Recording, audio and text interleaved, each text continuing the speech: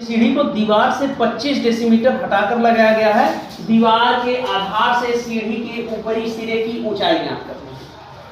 A B हमारी एक दीवार, यहां से 25 डेसीमीटर दूर सीढ़ी है जिसे हमें दीवार के ऊपरी हिस्से पे रखना है। अगर हम दीवार और जमीन के बीच का जो कोण देखें तो वो कितने अंश का बन रहा है? 90 अंश। अब जब 90 अंश बन रहा है तो दीवार, जमीन और सीढ़ी के बीच जो आकृति बनेगी वो आकृति समकोण त्रिभुज जैसी होगी ना? जी सर। जब समकोण त्रिभुज जैसी होगी तो त्रिभुज एबीसी में कोण भी 90 अंश है, ये समकोण त्रिभुज है, तो पाइथागोरस प्रमेय लगेगी। या पाइथागोरस प्रमेय क्या होती है? किसी भी समकोण में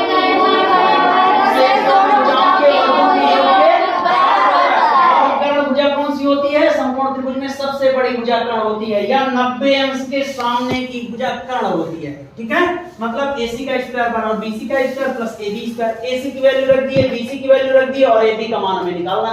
अब 65 की घात 2 मतलब 65 गुणे 65 कितना होता है? 4225। 25 की घात 2 मतलब 25 गुणे 25 बराबर 625 प्लस AB का स्क्वायर। AB का मान हमें निकालना है, 625 प्लस में है, दूसरे पक्ष में पक्षांतर करेंगे तो किस चिन्ह में जाएगा? माइनस में। AB बराबर क्या आएगा? 3600। कितना आएगा? 3600। AB स्क्वायर बराबर 3600। तो AB बराबर क्या हो जाएगा? घात 2 इधर है, दूसरे पक्ष में घात का पक्षांतर करेंगे तो क्या होगा? घात 1/2। अब 1/2 को गणितीय भाषा में हम लोग क्या कहते हैं? Root, under root. मतलब AB बराबर रूट ऑफ 3600। AB बराबर कितना आ जाएगा? 3600 का वर्गमूल कितना होता है? 60। अतः दीवार के आधार से सीढ़ी के ऊपरी सिरे की ऊंचाई कितनी हो जाएगी? 60 डेसीमीटर। कोई दिक्कत नहीं? समझ में आया?